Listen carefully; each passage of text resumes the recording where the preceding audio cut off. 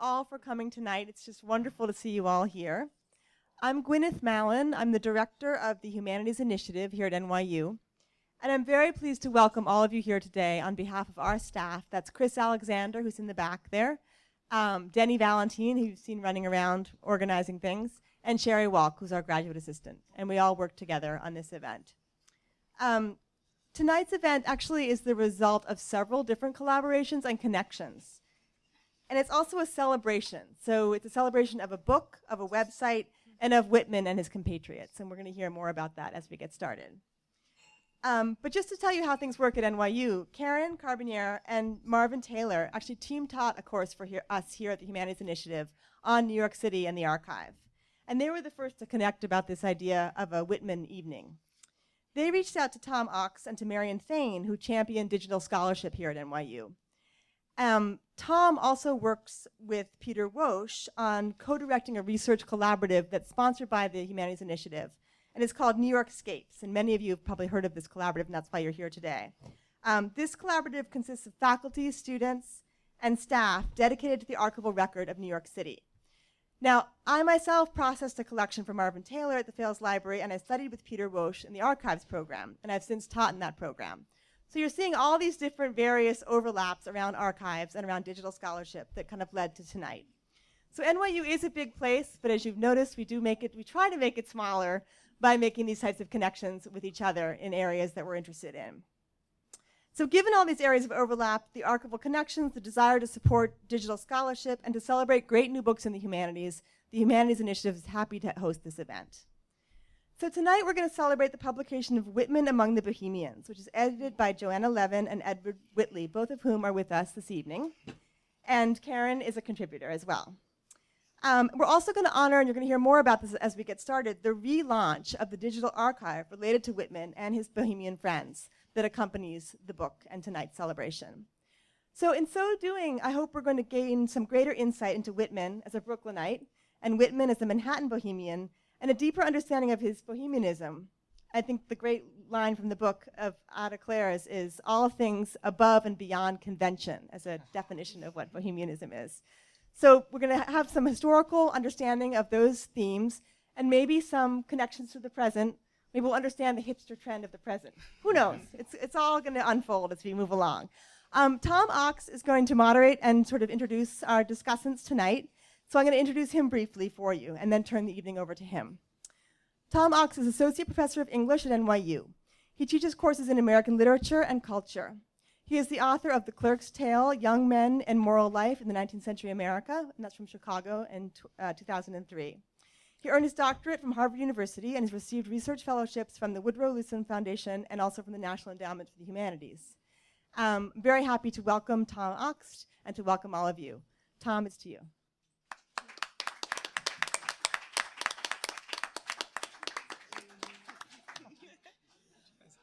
Thank you so much, Gwyneth, for that wonderful introduction. And I want to really thank the Humanities Initiative for sponsoring New York Scapes. As Gwyneth said, New York Scapes is an effort to build a research community that brings together students, faculty, technologists from across different programs. And so we're really grateful for the Humanities Initiative for seeding this initiative.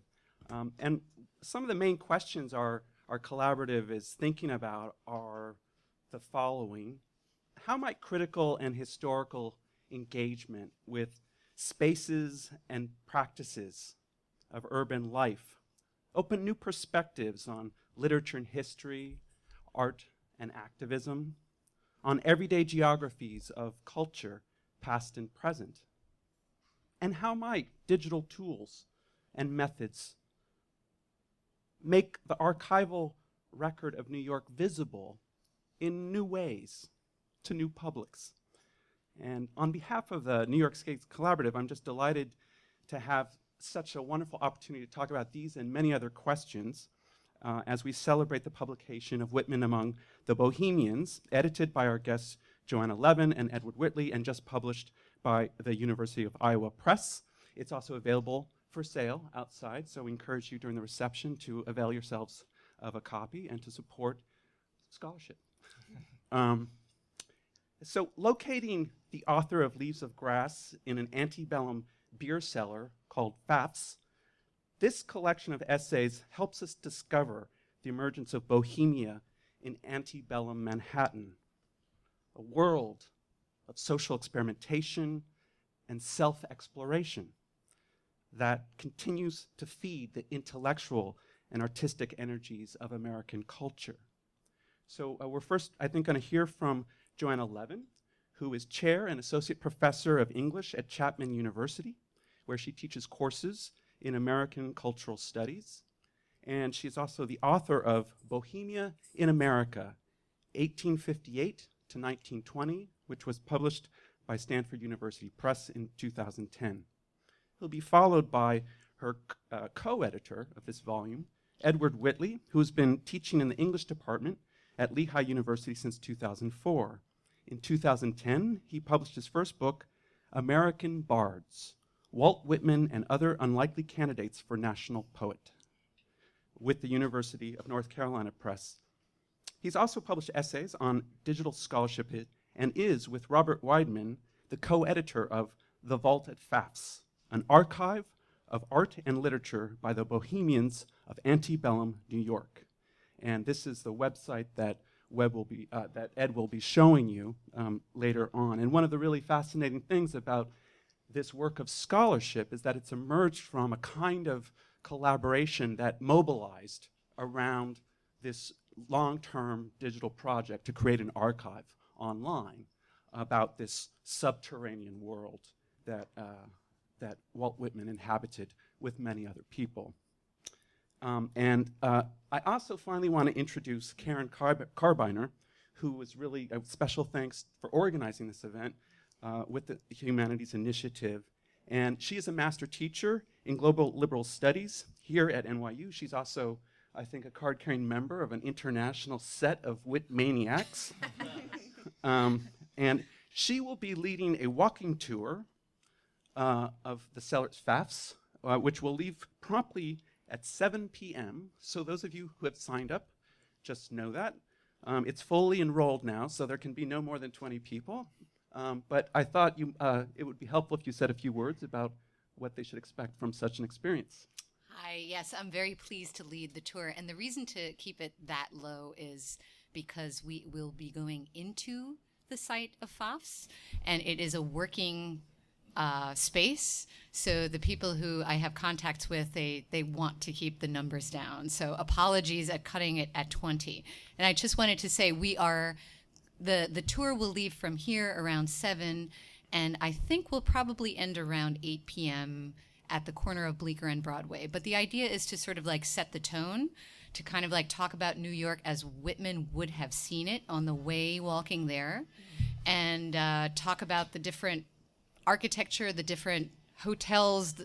Broadway was a huge stretch of beautiful, magnificent hotels at that time with some very interesting features in between. And then actually go to the building that Fafs was in. Now, the trick about this is that 647 Broadway, where Fafs actually was in the cellar, in the vault has collapsed.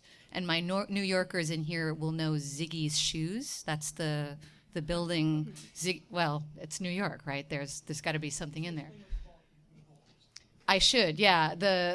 Thank you. The sidewalk vaults, for those of you that may not know this, they used to be these spaces underneath the sidewalk in front of shops, which were often illegal because people didn't pay taxes on them. And they were very shabbily built quite often, and they often caved in because of the weight of New York City sidewalks.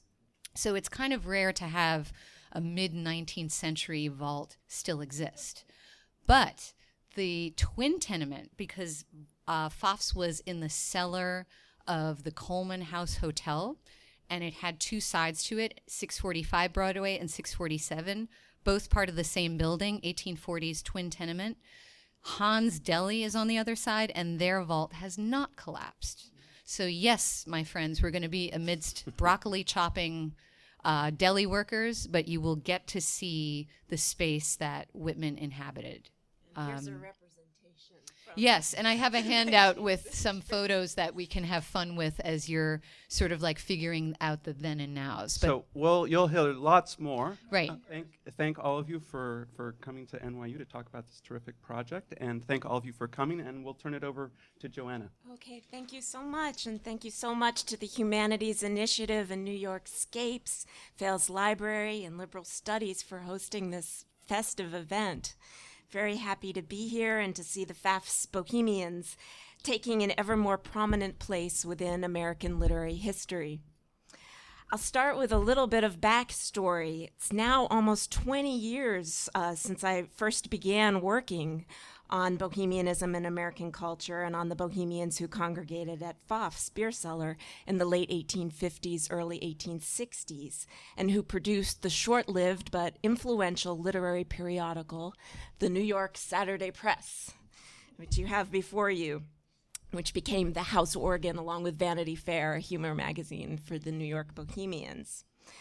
Now, my first forays into this topic of antebellum Bohemianism were made without the benefit of Lehigh University's wonderful digital archive, the Vault at Fafs, that Edward Whitley and Walt Whitman have directed since 2004.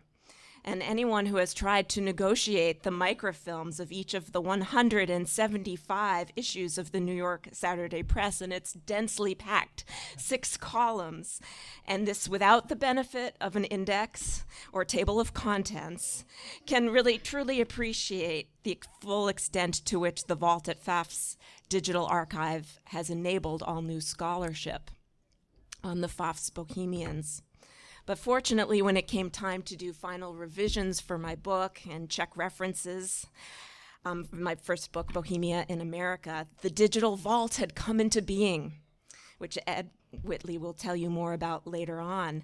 The vault was truly invaluable at a time when I was trying to speed my book into publication, but I realized, looking at the vault, that I'd really only just touched the surface, and there was so much more to say about the fascinating cast of characters who had populated Fafs and the pages of the Saturday Press. So I was delighted when Edward Whitley and another one of the contributors to our volume, Leif Ekstrom, had invited me to participate in a series of panels a few years ago at ALA and MLA on this group, and we realized we needed to write a book. And so we're delighted that the book is now in print and that you're here to celebrate its publication with us. The relative inaccessibility of the Saturday Press before the launch of Lehigh's digital archive surely helps explain why the topic of Whitman and the Bohemians had received relatively little attention until the 21st century. As recently as 1998, the entry on Pfaff's restaurant in Walt Whitman, an encyclopedia, still noted, quote, "The depth and importance of the Bohemians' influence on Whitman remains uncertain, principally because of scanty and contradictory evidence," end quote.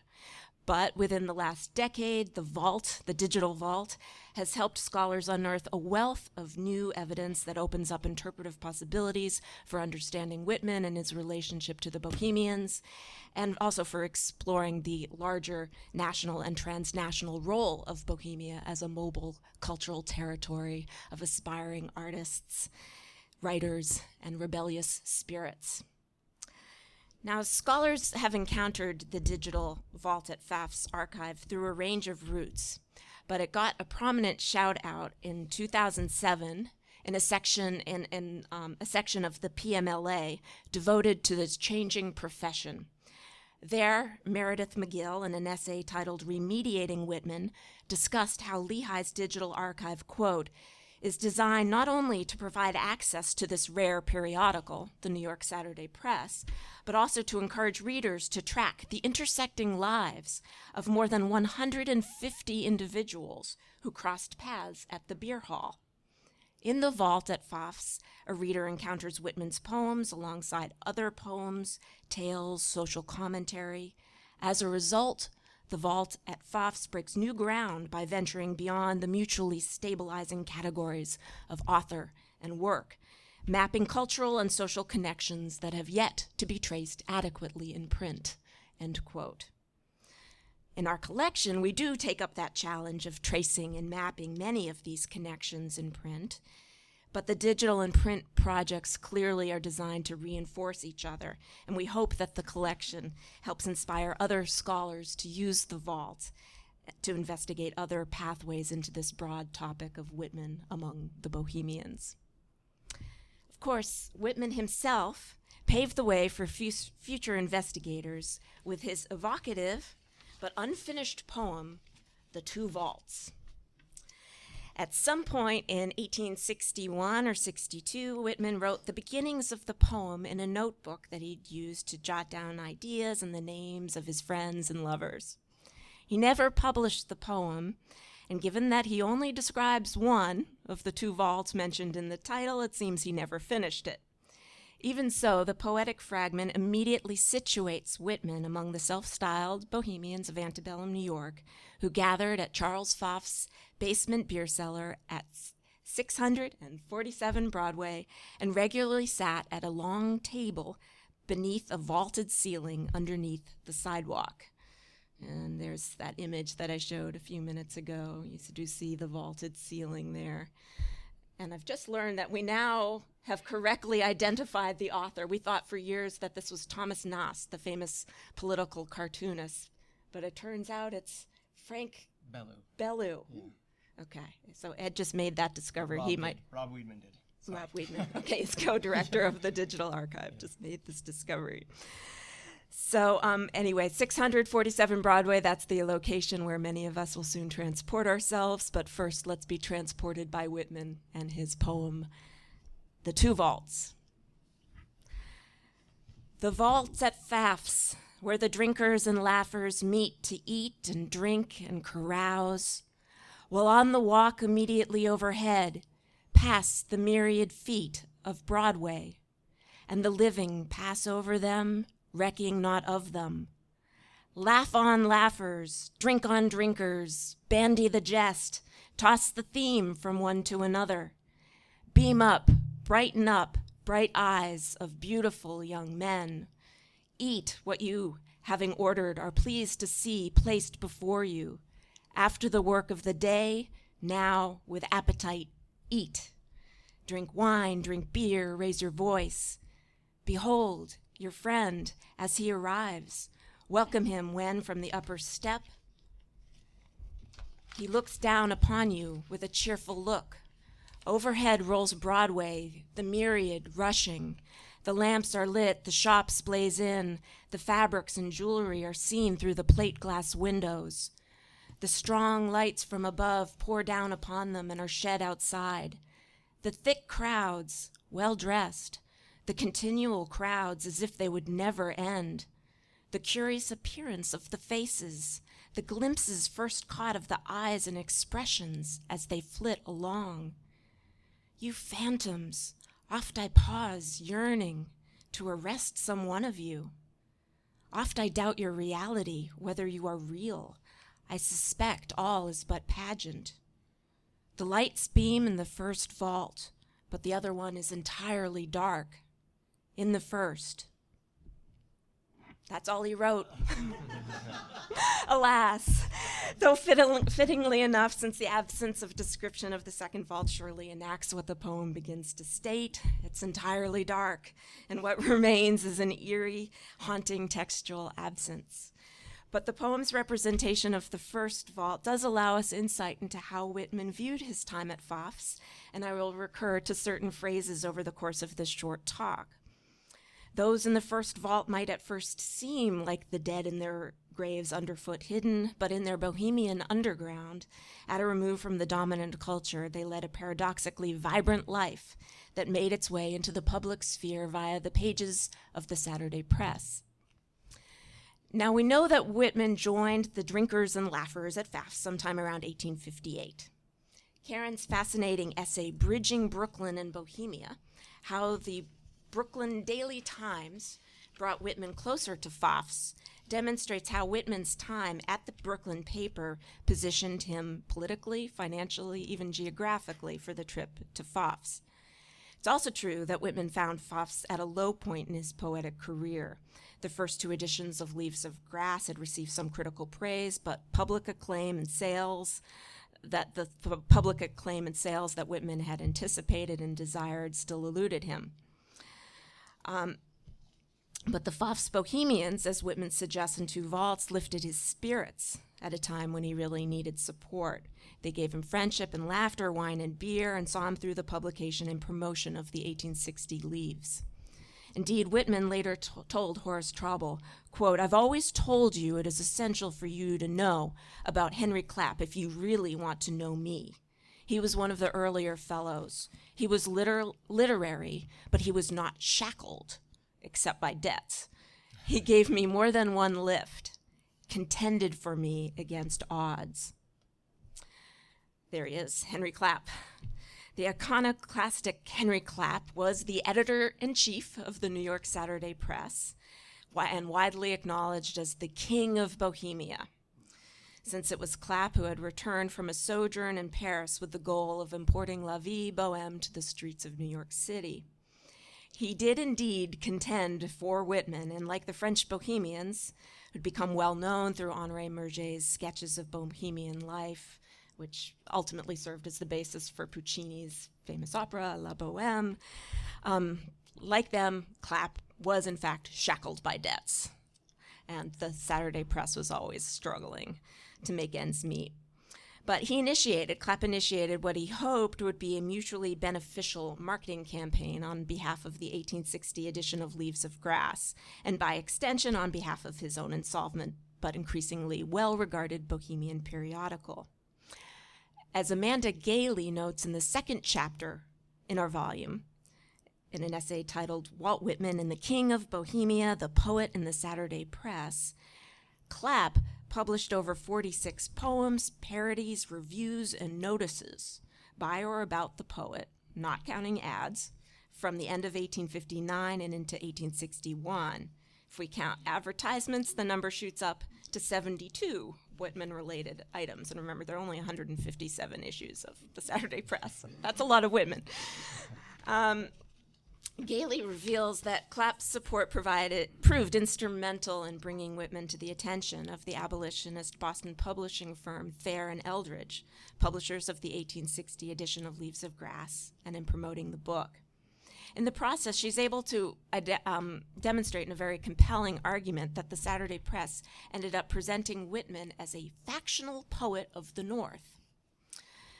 Now, biographers such as David Reynolds have held that the Antebellum Bohemians were without political direction and that they did virtually nothing to register the intensifying slavery crisis.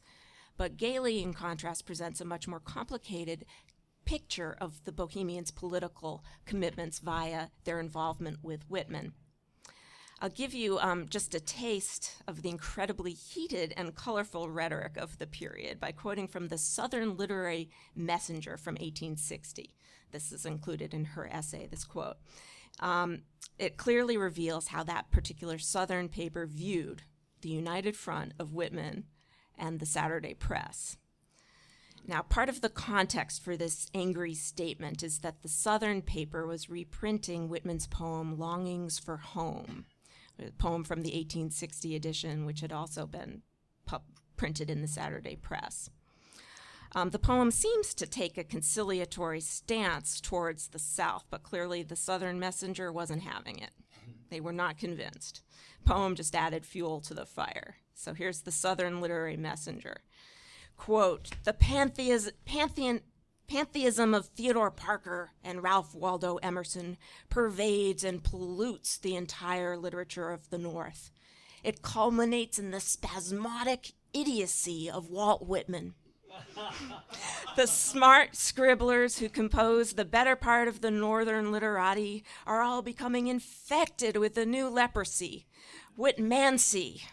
This latest representative man of the North has his imitators by the 100, admirers by the 1,000, and an organ, the slang-wanging paper called the Saturday Press. In the following slosh, Whitman says he grew up in Virginia. We should feel mean if this statement were anything else than a Whitmaniacal license. Accent on the first vowel in lie sense." End quote. So there you have it.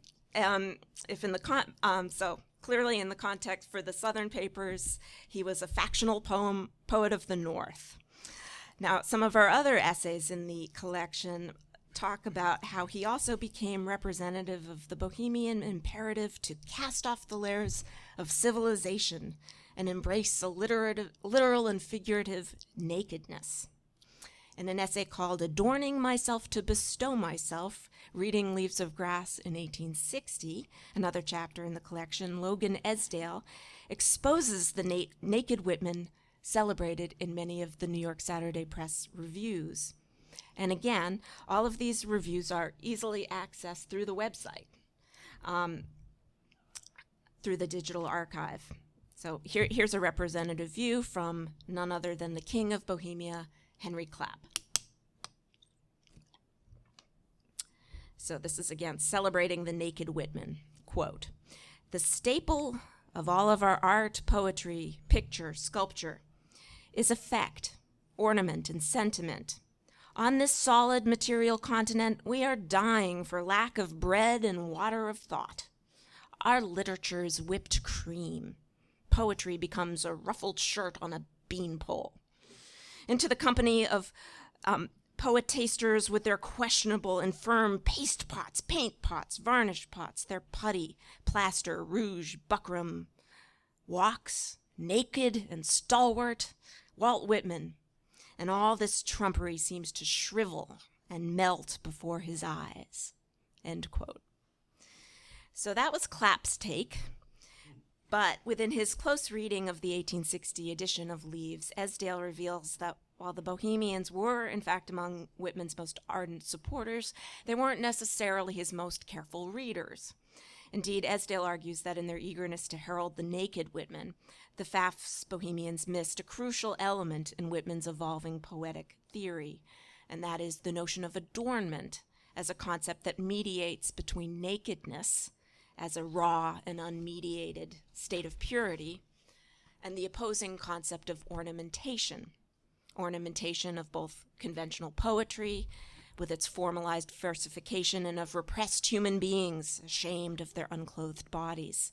In contrast, Esdale posits that for Whitman, the concept of adornment fuses the natural and the expressive. Now, my own essay in the collection on Ada Clare, who is widely hailed as Queen of Bohemia, and there's Ada Clare, Queen of Bohemia, I focus on her weekly column in the Saturday Press, which was called Thoughts and Things. Like Clapp, she was the proponent of the naked Whitman as representative Bohemian. Her one recorded reference to Whitman occurs when she defends him against those who would dare to doubt his poetic chops. She writes, quote, "Whitman's A Child's Reminiscence could only have been written by a poet, and versifying would not help it. I love the poem." End quote. Now, this particular column begins with satiric commentary about the subject of women's clothing and segues into a short, pithy comparison of Whitman's poem and one by William Winter, a much more conventional poem. Of the latter, Clare declares, quote, "I cannot admire it," explaining that it is reducible to rote formula. Quote, "With the text he begins with, a practiced versifier might go on rhyming until the seas are dry." End quote. Now, Clare praises Whitman, but the bulk of the column in which this praise occurs is devoted to female dress reform. And it's clear that her interest in Whitman lies in how he fits into her larger feminist bohemian agenda. Now, emerging as the objective correlative of patriarchal control, female fashion, according to Clare, presents abundant material for an ongoing battle of the sexes, culminating most recently in the furor over this costume, the bloomer. The bloomer. Let's see, there's the larger bloomer. A garment that Clare believed would potentially liberate women from, quote, "the continued burden and fretfulness of unnatural attire, bringing with it a freedom for women from conventional lies," end quote. Still, in my reading of her weekly column, I argue that her feminist bohemianism cannily absorbed as much as it rejected of the contemporary discourse of true womanhood that so defined middle and upper middle class femininity. And just as a sidebar, I had worked on Clare for my first book without the benefit of the digital archive, but it was just so amazing to see all of her columns so easily cataloged here. This is a screenshot from the vault at Pfaff's archive. So there are 44 different columns. You just would click on that column and it would take you right to the place. And I mean, so night and day between trying to go over the microfilm and what I encountered this time. Now, if Whitman's example was enabling for Ada Clare, and I argue it was, for her fellow female Bohemian, Adah Menken, his example was much more vexed. In her chapter, quote, titled Whitman and Menken, Loosing and Losing Voices, Eliza Richards explores Menken's deeply conflicted attempts to adopt Whitman's style and poetic agenda, alongside her quest to find a community of readers that would enable her meaning to crystallize and be understood. She was very famous for her scandalous relationships and racy performances. Indeed, she achieved international notoriety in a theatrical adaptation of Mazeppa, in which she appeared in a nude body stocking lashed to the back of a horse. And indeed, here I've got, she's not on the horse, but there's the Menken, as she was known, striking a pose. So she was, of course, best known for one of the principal qualities that the Bohemians revered in Whitman, namely a transgressive nakedness. Yet, just as Whitman recognized that nakedness could be tantamount to dangerous exposure, so did Menken discover that her status as what Richards calls a hyper-embodied actress paradoxically inhibited poetic expression, preventing her from emulating Whitman's representative selfhood. Whereas Ada Clare celebrated both Whitman and female performers as conduits to liberatory inner depths, Menken found that her effort to loosen her voice was stymied by Whitman's example and by her status as an objectified performing self. But other Bohemians, our collection shows, helped to find their voices by way of parodying Whitman. Beyond the Saturday Press, Robert J. Sholnick's essay shows that the Bohemians also played a central role in the comic weekly Vanity Fair, beginning in 1859. The Bohemians similarly used this new periodical to foreground Whitman's work through playful parodies and more generally to feature humorous commentary and illustrations as a means of deflating bourgeois pomposity and pretension. In his essay, An Unusually Active Market for Calamus, Whitman and Vanity Fair, Sholnick analyzes the references to Whitman that appeared in the periodical between 1860 and 1862, all of which highlighted various aspects of Whitman's persona and poetic style as part of the Bohemian marketing campaign on behalf of the 1860 edition.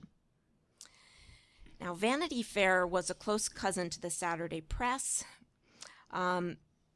The artists and illustrators associated with Vanity Fair that Ruth Bohan profiles in her essay Whitman and the Picture Makers include well-known figures such as political cartoonist Thomas Nast, as well as lesser-known artists like Ned Mullen, whom Whitman regarded as a close personal friend. Bowen details the regular interactions between Whitman and these Bohemian artists over questions of identity formation and visual representation. So at this point, I just want to briefly discuss one of the parodies that's mentioned in both Sholnick's and Bowen's essays, especially since it'll help me account for the image on the cover of our book. So there you go. Some of you have already picked up one of these copies. This illustration actually accompanied this parody of Whitman, which was called Counterjumps a Poematina, after Walt Whitman. And it was most likely written by the fellow Pfaffian Fitzjames O'Brien. So here's the parody that accompanied this image. I am the counter-jumper, weak and effeminate. I love to loaf and lie about dry goods. I loaf and invite the buyer.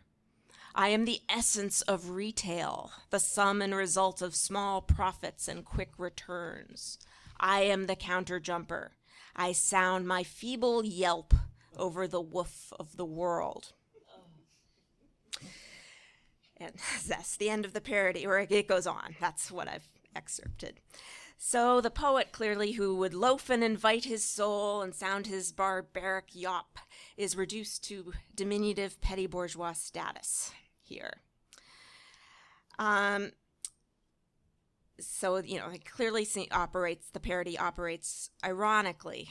There's a lot to this, though. Sholnick notes that the term counter-jumper was regularly used in Vanity Fair, and it referred to the well-dressed male clerks who worked in the fashionable stores catering to women at the time, and increasingly the term became associated with an emerging gay culture. In her essay, Ruth Bowen adds a compelling reading of the illustration, sort of suggesting that the illustration ironizes the parody by having Whitman silence Fitzjames O'Brien. So she's arguing that that little figure is actually Fitzjames O'Brien, the author of the parody, because he tended to favor plaid pants and he had a receding chin. And so this is Whitman standing proud and tall over and against O'Brien. Okay, gosh, I think I'm quickly going through my time, but there's so many more essays in the collection. I wish I had time to talk about all of them, including Ed's on Whitman and the Antebellum Theater, but maybe he can tell you a little bit about his. They're really a fascinating collection, group of people. I'll jump ahead, though, with one final quote about the Fafs gang before turning it over to Ed. This quote appears in Ingrid Saddlemajer's essay, Publishing Fafs. I saved this one for last because it brings us back to the beer cellar, where we're soon going to be heading. She quotes from a Saturday Press article called Fafs that speaks, like Whitman's unfinished poem that I began with, to the dynamism of the literary scene, and she suggests how this social space informed the periodical. The anonymous essay claims that the beer cellar's literary environment quote, the text of the moment is announced, and the mouths open all about the table for haphazard emissions of quip and quirk and queer conceit, of melancholy mirth and laughing madness, end quote. And so with that, I will turn things over to Edward Whitley. Thank you very much.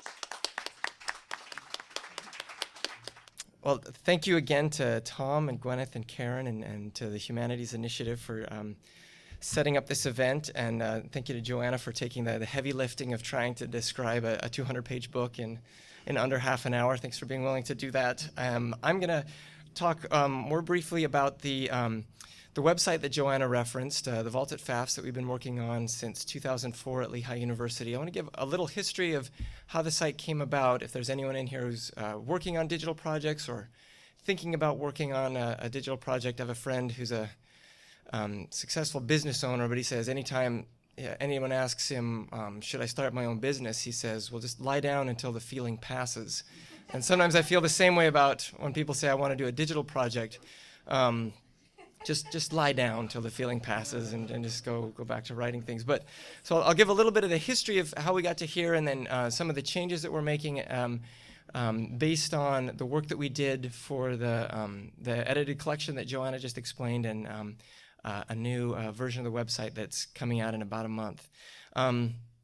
So the site, we started it in 2004. My first week teaching at Lehigh, I wanted to go visit the special collections librarian who I knew had 3 copies of the first edition of Leaves of Grass from 1855. Really rare for a small school in Pennsylvania to have 3 copies of it. I stumbled onto a meeting of the digital library group, and they had just formed at my university, and they asked if I had any ideas for projects, and I said, well, I really like these Bohemian writers that Walt Whitman hung out with, and things just took off from there. A tremendously supportive group of individuals at Lehigh that got us underway with the website as you see it there. The site started, as Joanna mentioned, with the Saturday Press, that we felt it was really important to get this neglected literary periodical available. It's the hard copies are very difficult to come by. The microfilm's not even that easy to come by. And none of the major commercial digitization groups had scanned it at the time. None of them have now either. So we were able to find some money through the library to get that scanned and online. And through some generous funding from the Gladys Kriebel-Delmas Foundation, we were able to hire some research assistants to index the works in it. And something that we learned about getting grant money for digital projects from the Delmas Foundation, we had to apply twice. And the first time, our two problems were we asked for way too much money. And we had only talked about what we want to do for the website. And when we went back to the program officer, they said, "You asked for way too much money." And they said, we're a little suspicious of digital projects. So we said, we'll make you a deal. We will make this digital index of the Saturday Press. We'll also print it out and donate a copy to every library that holds either an original or microfilm version of the Saturday Press. And they said, sold. So they really liked that combined approach, that we weren't just going to be this potentially ephemeral digital project. So those printed indexes are in libraries, no more than 3 or 4 dozen. The research assistant that worked with us really tirelessly started out with us as a freshman. His name is Kurt Hoberg. I mentioned him because he was back in town at the time when we were doing some of the final copy editing for manuscript preparation for Whitman Among the Bohemians, and so we hired him again to help us get our bibliographies in shape and do some final checking. So he helped to get the project underway years before it was even around, and then he helped us to get it to the press. I also like to think that the Bohemians had an impact on him. He came to Lehigh as an Ayn Rand reading accounting major, and he is currently pursuing an MFA in creative writing at the University of South Carolina. So I hope, yes. So I hope if this project has saved any souls, it is at least my friend Kurt Hoberg's. So another great contribution that we had to the vault at Fafs as it was building our original materials that we had. The New York University Press very generously gave us permission to reprint all of the Whitman letters that they'd published in the Walt Whitman correspondence in the 60s. And that was also brokered by an undergraduate student who had been an intern at NYU Press, a summer intern, came back, was working on the project, and she said, "I know a guy. I can get you these letters." So we're very grateful for Stephanie for doing that. And work kind of developed over the years as we wrote biographical profiles of around 150 people who are connected in one way or another to the Pfaff scene, and we cast a really broad net. There's a profile of Ralph Waldo Emerson on there, who stopped by one night. Same with William Dean Howells. We tried to err on the side of inclusion, anybody who may have been involved in one way or another. We found a lot of articles from the 1880s and 90s retrospective that would just give us these laundry lists of people who they said they were a part of this scene. And some of our follow-up research, we'd find, yeah, this person was absolutely central, and others we'd find this is the only source that puts him or her there. So again, we've erred on the side of inclusion to put as many people who may or may not have been connected with the scene up there. We've tried to troll the internet for other digital texts that we don't have. Google Books will digitize works by these authors. Other subscription databases, Cornell and the University of Michigan have this great project called Making of America, where they've scanned a lot of books and periodicals from the 19th century. We routinely search for new works. We'll develop a bibliography by some of these authors, and we'll find, well, none of these works are online, and 5 years later, all of them are online. So it's going to be an unending process, that as new works are digitized, we're going to keep going back and seeing what we can find. Around 2008, about halfway into the first phase of this project, I went after an NEH Digital Initiative startup grant with Andrew Jewell at the University of Nebraska, where the goal was to take the information that we'd captured and put it into a social network visualization. Andy was interested in the Greenwich Village Bohemians and Willa Cather's relationship with them, so we had kind of some mutual interests there. The project kind of fizzled out I think, in productive ways. Andy was asked to edit the letters of Willa Cather. He's the director of the Cather Archive, which is, again, a digital archive of the works by Willa Cather. And the Cather family came to him and said, we really trust you. We've seen this website and the good work that you've done, and we really trust you with these. And so he edited those with a colleague that were published, I want to say 2013, 2012. And it was around that same time that I read Joanna's really great book about Bohemianism in America, and I'd known Karen for years, and there was an emerging community of scholars who were working on Bohemianism. And there was a realization I had of working with digital scholarship, where I thought, we have this digital archive, now what we have to put on it is this fancy digital tool. And I thought we had to get increasingly more technical and increasingly more sophisticated with the digital methods. When really what seemed to be happening both to Andy and me independently was, you do this digital work, and then it opens up opportunities to do more conventional print-based scholarship. And Andy had this opportunity to work with the Cather letters. I was realizing that there was this community that had been using the website, and so instead of pushing even further into the digital realm, it was time to step back a little bit and to put together a group of people to write this collection of essays, and I'm so glad we did. And Joanna's a wonderful collaborator. It was wonderful working with her as the editor, and Karen wrote such a great chapter 1. Like, it's in essay collections, scholarly essay collections are often just kind of, I don't know, a mishmash. That there's not really an arc, a narrative arc from one chapter to the next. And Karen found this great research of how did Whitman actually find Fafs? How did this start? How did this begin for him? Anyway, so it's a great essay to kick us off. So as the publication for Whitman Among the Bohemians was looming, we took a look at the Vault at Pfaff's website. We realized it was going to be 10 years old, and we said it's time to revamp it and rethink it. I'm going to show you some images of the website we're working on. Those images are also on this blog, fafspreview.blogspot.com. So every image I show you today, you can go look at this website, fafspreview.blogspot.com. The new website we've been working on, it's based in a content management system called Drupal that the university I teach at, they're moving to put all of our websites to Drupal. It's similar to WordPress. It's the benefit to it is you don't have to hand code in HTML or PHP every single page. You can load the content on and render it in a number of different ways. And when we found out that the whole university was moving to Drupal, it was an opportunity for Rob Whitman and I, who'd been working on this, the two of us basically in isolation of the rest of the university, to get some broader support. So when people ask me, what kind of content management system should I use for my digital project, the answer is use the one that has institutional support at your university. You may have a great idea for an Omeka project or a WordPress project, but if that's not what your university supports, and if you're not willing to put in the effort on your own, go with where the institutional support is. So see, the front page is a little bit different. This is the image that Joanna talked about, the image of that Frank Bellew depicted of the nightly revels at Fafs, and this was published in the New York Illustrated News in 1864, and it was done as a response to some criticism that had been published in the Round Table, a periodical about the Bohemians, and so he published this and an accompanying image. This image, he says, as the Bohemians as they are described by a knight of the Round Table, and then he published this one, the Bohemians as they are described by one of their number.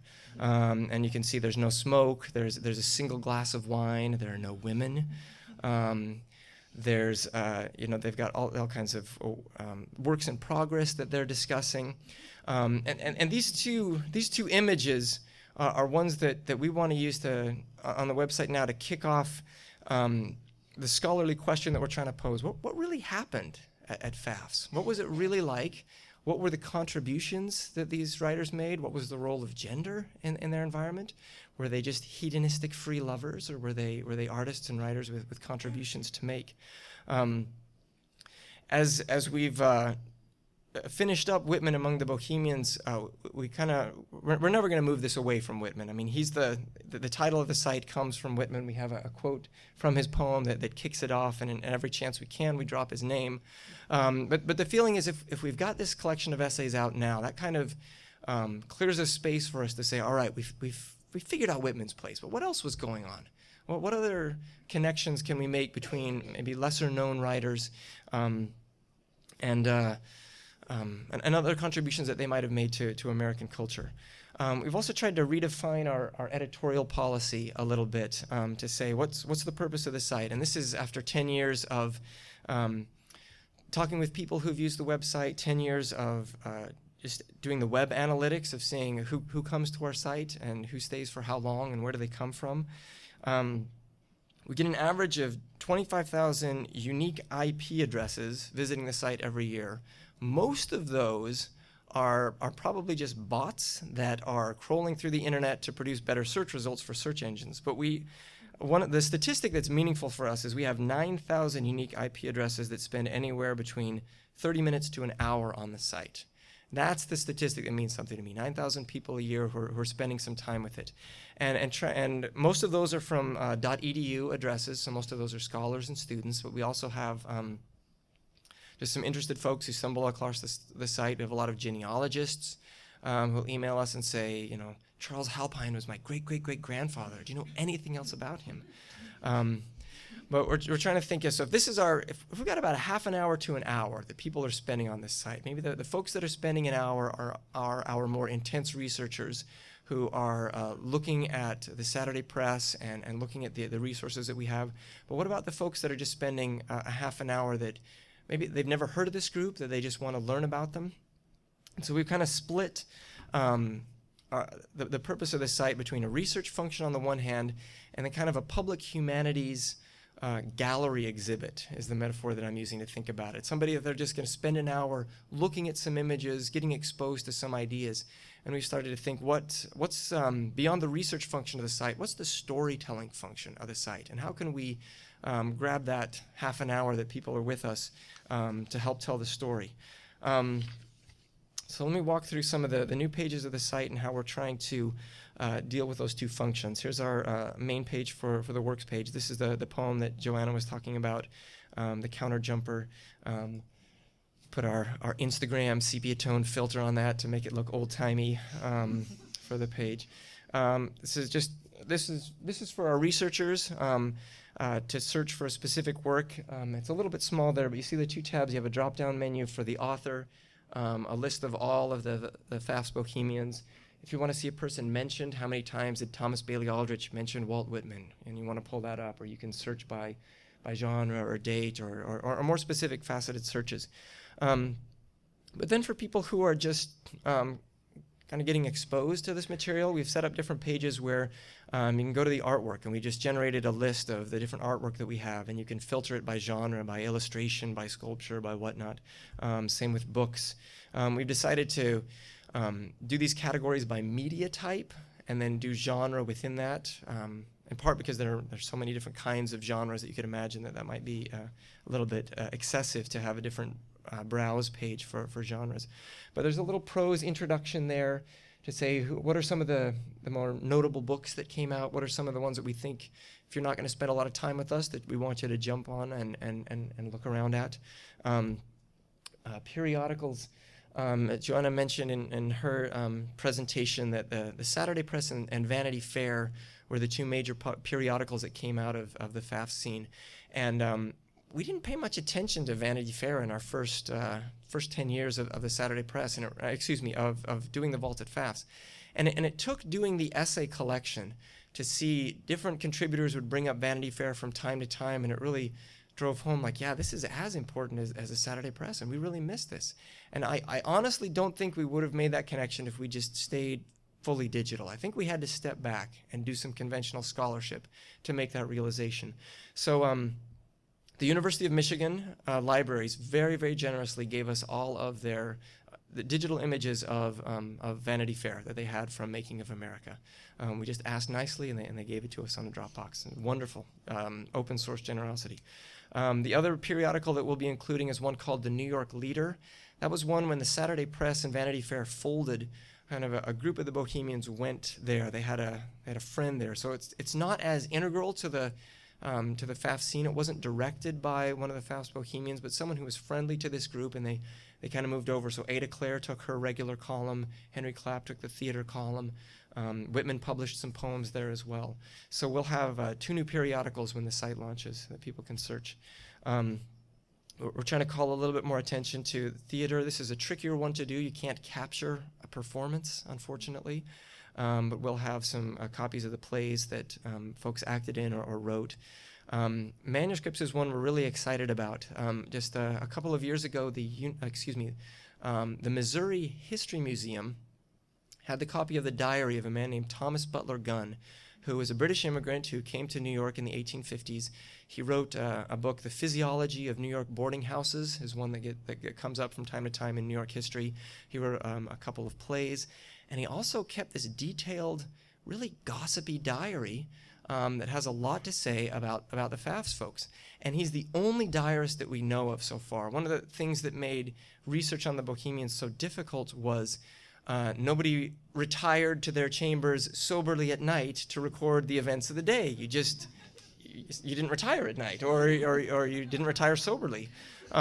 So he's the one person we have. And just yesterday, the Missouri History Museum, the same spirit of generosity said, you can have all of our digital images, no cost.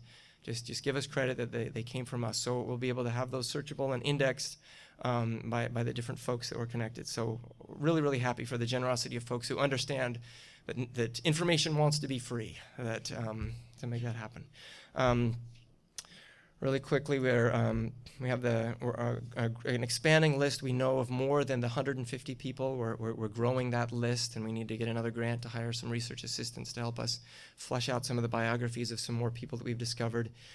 We've added some groups that we didn't realize were as important before. Elizabeth Stoddard and her husband Richard Henry Stoddard, who had seemed to us initially as kind of tangential to Bohemianism. Again, Joanna and I just co-authored an essay about Antebellum, about 19th century Bohemian women poets. And again, the same pattern there. In the course of doing some traditional scholarship, it showed some weaknesses in the way that we conceived of the digital project. So the Stoddards emerged from that. The 10th Street Studio Building, a group of artists that were connected with the Fafs movement. And then this as a brand new section to the site, based on the work that Andy Jewell and I did with the social network visualization, that we captured a lot of data about the relationships between different people. And so we'll have, starting in November, this text-based viewer where, if you're interested in Thomas Bailey Aldrich's relationships, you can choose, I want to know about his housemates, lovers, friends, family, acquaintances, antagonists, collaborators, whatever category you want, whatever information we've captured, you can see we know from this source, and everything is keyed to a source. If you'll see the list there. I just noticed a bug. Things are duplicating okay, we'll talk to the Drupal guy on Friday about that. But we'll be able to capture those relationships, and hopefully with a visualization later on as well, to be able to see the webs of connections in the networks. Finally, this also section is brand new, and this is again with the idea of a gallery exhibit or a public humanities to learn about Bohemian New York. We'll have a map finding the locations of where people were. You'll see Fafs there is rendered in red, and you'll see how people kind of cluster downtown around them, with the business offices in blue on the tip of the island. Hopefully that'll help us to chart out who was where and what were they doing, and how did they interact with each other. One of the contributors to the essay collection, Stephanie Blaylock, she also wrote this 100-page history of Fafs. And it was kind of a neither fish nor fowl piece of scholarship. It was too long to be a chapter in a book, but it was too short to be a proper book on its own. So we worked out a partnership with Lehigh University Press, where the manuscript was peer-reviewed, and it went through the board of the press board, the editorial board of the press, and it's going to be a joint publication between the Lehigh University Press and the Vaulted Fafs. We'll have it here. It'll be free and open access. But Stephanie will be, she's a young scholar early in her career, not tenured. She'll be able to say, I have a peer-reviewed piece of scholarship of this length, and it's going to be a great history of the different bars and different restaurants that Pfaff owned, and some things about his life. Finally, we want to put together a timeline, and this is not from our site. This is stolen from a colleague of mine at Lehigh, Ed Gallagher, who put together a website about Thomas Jefferson and his relationship with his slave Sally Hemings. That he put together this timeline to kind of trace both the stages of their relationship and reports about the relationship during the time period and in generations following. And it's a great way to, again, if you're only going to spend half an hour or even 10 minutes, how can you get the major points of the story, the key points to it? The way we tell the story of Fafs everywhere else on the website is kind of disconnected and non-linear. And this will give us the opportunity to tell the story in a linear fashion. And you can jump out from every timeline point. You can say, what's the text this refers to? What's the person? You can go back, and if you want to be like getting lost in Wikipedia where you're jumping from topic to topic, you can go back and do that, but it'll also give you a linear framework. And of course, another new page we added, recommended reading, because as one of my students had a T-shirt that said, even Shakespeare's got to get paid, son. So that we have a page, recommended reading, with a big glossy of Whitman Among the Bohemians, and some other books that have recently come out too. Justin Martin wrote a group biography about the Fafs Bohemians called Rebel Souls. It's a lot of fun to read. We've got Joanna's book is up there, a book by a historian named Mark Lausa. Just as a way to say that we're at a good moment for recovering this period of literary history. There's been a critical mass of scholarship. There's enough books that have been written that a graduate student or an aspiring scholar can get oriented pretty quickly with the established scholarship, then use the raw materials that we have on the website. And we can really figure out what happened at this time and what contributions did this group make to literary history. And I'm excited to see what the next 10 or 20 years for this website holds. Thanks.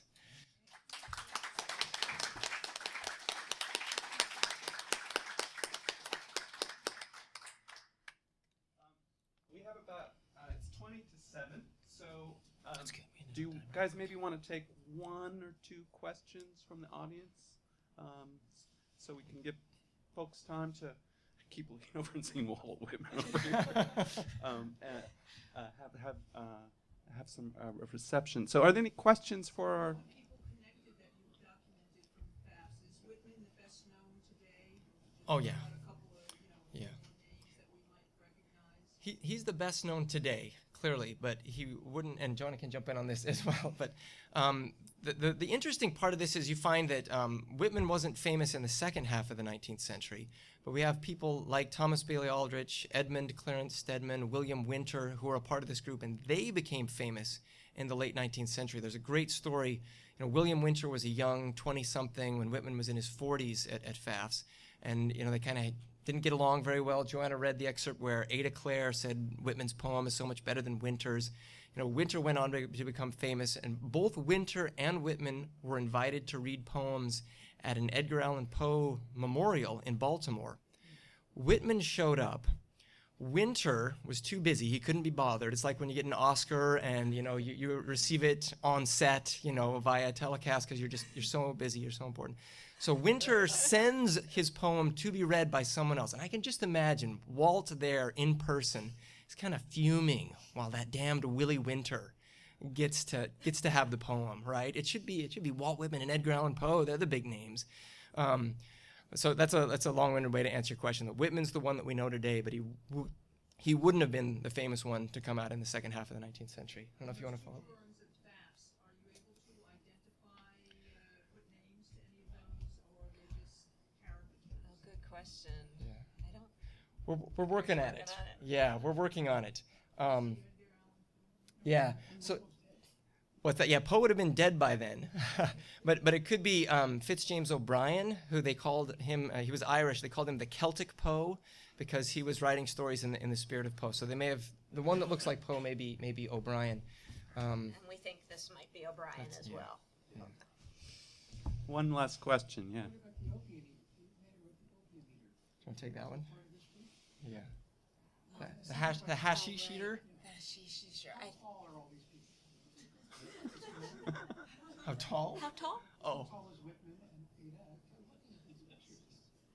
Walt was tall. he Walt was 6 foot. feet. Yeah. He wrote about it in his poem. No idea how tall Menken and Clare were. May not be to scale. Yeah, I don't know. I That's not. didn't see any You know, reference. when There we hadn't go- been any comments on either of them being particularly tall. Fitzhugh Ludlow, the hashish eater, That's is right. his book. Yeah. So he was a part of the group. Yeah, he was a part of the group. But the question on height is interesting because that image, when we go into the vault, you guys will see that it's quite high. So I've wondered about this, and I made a copy of the image for the folks that are going to go into the vault to see. I think they put the table on a platform because there's just no way that visually your head would be. Nobody could be that tall. Yeah. So it looks like that was considered sort of the grand table of Fafs, right? That round table in the vault area of the bar. I think it must have been up on a platform. Okay, and okay, one last question. Okay, yeah, please. Oh yeah. That's an excellent point because even when we go into the space now, you'll see that the floor is perpetually wet. That's a great, great point. In between the vault lights, which were kind of like lighting it up, and just like the dank cellar space. Thank you. So dank cellar space for those of you going on the tour. Karen, where should folks meet you? Let's say out just where the food is, and just grab your coat. And I have a handout. So 7 sharp, and then we have a reception here and books for sale. And let's give a big hand to these scholars. Congratulate them on their work.